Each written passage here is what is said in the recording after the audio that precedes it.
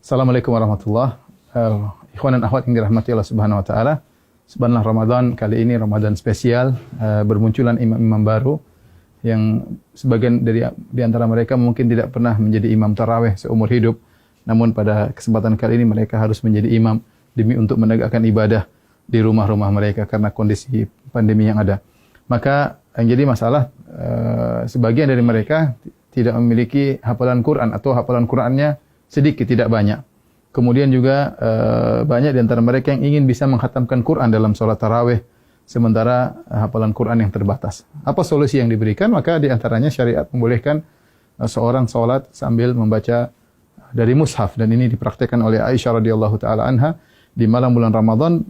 Beliau radhiyallahu anha pernah menyuruh budaknya untuk menjadi imam sambil membaca dari al-mushaf. Ya, dan ini adalah praktek dari para salaf. Az-Zuhri, seorang imam dari kalangan tabi'in, juga mengatakan khiyaruna yaqra'una minal mushaf, yaitu banyak orang-orang soleh juga mereka salat sambil membaca al-mushaf supaya bisa membaca dengan sebanyak-banyaknya dalam salat malam atau salat tarawih. Di antara cara yang bisa kita gunakan untuk baca mushaf adalah meletakkan mushaf suatu tempat di depan kita. Nah, kita menghadap kiblat sementara mushaf di depan kita sehingga kita baca seperti biasa. Setelah itu nanti kalau kita mau ruku, ya terpaksa mungkin kita agak ke kiri sedikit, kemudian kita baru ruku, Allahu Akbar, ya. Setelah itu kemudian kita sujud, ketika kita balik berdiri kita geser lagi sedikit untuk kemudian membaca dari mushaf di depan kita. Tidak mengapa kita kemudian misalnya membuka mushaf, ini gerakan yang tidak mengapa, ya, karena gerakan yang diperlukan, ya, demi kemaslahatan salat, karena kita dituntut untuk bisa salat malam dengan lebih panjang dan lebih lama. Ya, ini adalah cara pertama tatkala kita ingin salat dengan membuka mushaf di depan kita. Adapun cara kedua, caranya kita dengan memegang mushaf, kemudian bisa kita pegang, ya, seperti begini mungkin sambil kita bersedekap bisa. Lalu tidak mengapa kita pegang begini, ya, insyaallah tidak jadi masalah, tapi kita bisa pegang bersedekap, dan ketika kita ingin butuhkan untuk membuka, kita tinggal buka mushaf tersebut, tidak jadi masalah. Ini gerakan yang ditoleransi dalam ibadah salat. Nah, ketika kita ingin ruku atau ingin sujud, maka kita bisa meletakkan di meja seperti ini, baru kita ruku. Kemudian kita ruku, kemudian kita sujud. Kalau kita ingin salat, ingin baca lagi, kita ambil lagi, kemudian kita pegang lagi. Dan ini juga cara yang mudah, dan ini tidak mengapa. Rasulullah SAW pernah salat wa huwa hamilu Umamah. Beliau pernah salat sambil menggendong cucunya Umamah bintu Abil As, yaitu putrinya Zainab, cucu Nabi SAW. Ketika Nabi SAW fa idza sajada, ya, wada'aha.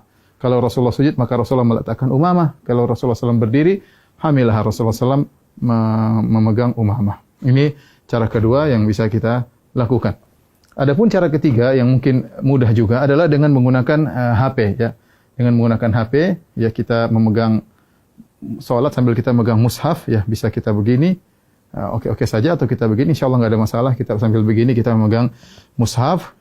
Ketika kita ingin ruku, maka tinggal kita masukkan di kantong, baru kemudian kita ruku dan salat seperti biasa. Nanti kalau kita ingin lanjutkan, tinggal kita pegang kembali, kemudian kita baca mushaf, terserah mau setengah juz, 1 juz, sepuas kita, dan ini gerakan yang ringan juga dengan memegang mushaf. Yang perlu saya ingatkan, adapun makmum, ya, maka tidak perlu makmum memegang apa? Mushaf, ya. Ya, jadi sebagian makmum tatkala mereka salat, mereka sambil mengikuti bacaan imam dengan memegang mushaf, dan ini adalah cara yang keliru, karena makmum tidak perlu untuk memegang mushaf. Yang perlu adalah imam. Dengan demikian para ulama melarang para makmum untuk memegang mushaf karena adalah gerakan yang tidak diperlukan, dan asal hukum dalam gerakan dalam salat adalah makruh.